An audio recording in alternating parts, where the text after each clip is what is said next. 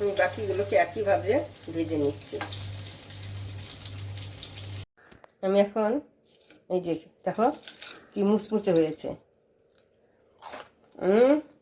দারুণ হয়েছে। একবার হলে তোমরা বানিয়ে খেয়ে দেখবেন। একটু তিতকুটে আছে, তিতোর তো তিতো থাকবে, তিতো ভাব আছে। যারা ভালোবাসে তারা বাচ্চারাও খেতে পারবে, যারা একটু তিতো খায়। দারুণ হয়েছে। আমি করলার পাতার আজকে পকোড়া করবো, এই জন্য আমি নিয়েছি এই যে করলার পাতা।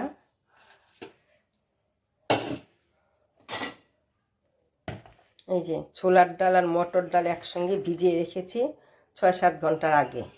এখন এটা আমি লঙ্কা আর এই ডালটা মিক্সিতে পেস্ট করে নেব। এই যে ডালটা আমি মিক্সিতে পেস্ট করে নিয়েছি, কয়েকটা গোটা গোটা দানা দানাও আছে, পুরো মিহি হয়নি। যে এখন এর মধ্যে আমি দিয়ে দিচ্ছি পরিমাণ মতন দেব কি নুন,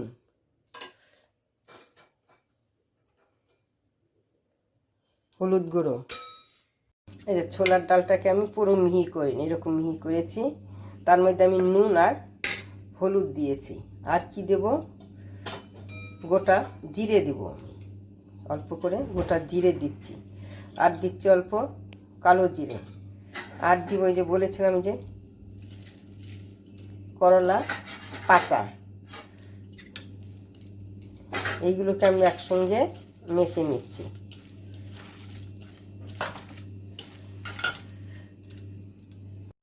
এখন এখানে আমি সাদা তেল দিচ্ছি। বড়াটা আমি সাদা তেলেই করব। একবার তুমি এইভাবে খেয়ে দেখবে, করলা পাতার বড়া ভালোই লাগে, এত তিতও লাগবে না। বেশি ভাজা হবে তো ওই জন্য বেশি তিতো লাগবে না। মনে হয় তেলটা গরম হয়েছে। এখন আমি কি করব, এই যে বেশি করে চটকিয়ে না আমি এটাকে মেখে নিয়েছি। এই যে তাহলে এটা নরম হয়ে যাচ্ছে, জলও ছেড়ে দিবে, তাতে আবার নরম হবে। এই যে তোমরা যদি পারো, আমি নিরামিষ করছি ওই জন্য, আর নইলে পেঁয়াজ দিয়া করবে, খেতে ভালোই হয়। যারা তিতো ভালোবাসে তারা, তাছাড়া বেশি একটা তিতো হয় না। এভাবে একবার করে দেখবে, খেয়ে দারুণ লাগে।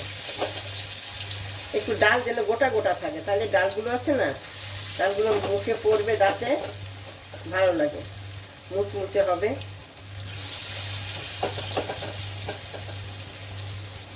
প্রথমে কি করবে তোমরা, আঁচটাকে একটু বাড়িয়ে দেবে, তারপর একটু হালকা আছে ভাজতে চেষ্টা করবে, তাহলে বড়াগুলো না মুচমুচে হবে। আমি একটু গ্যাসটাকে একটু আমি কমিয়ে দিচ্ছি। মাঝে মধ্যে একটু ঘুরিয়ে দেবে, নইলে একদিকটা হবে আরেকটা হবে না।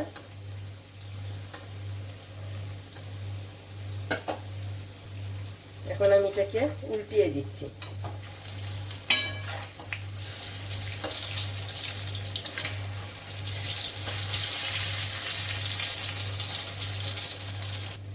এখন এগুলোকে আমি আবার উল্টিয়ে দিচ্ছি।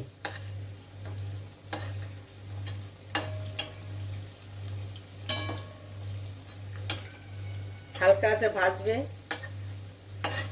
তাহলে কালারটাও সুন্দর আসবে, পুড়ে পুড়ে যাবে না, আবার খেতেও ভালো হয়। আমার বড়াগুলো ভাজা হয়ে গেছে, আমি এগুলোকে নামিয়ে নিচ্ছি।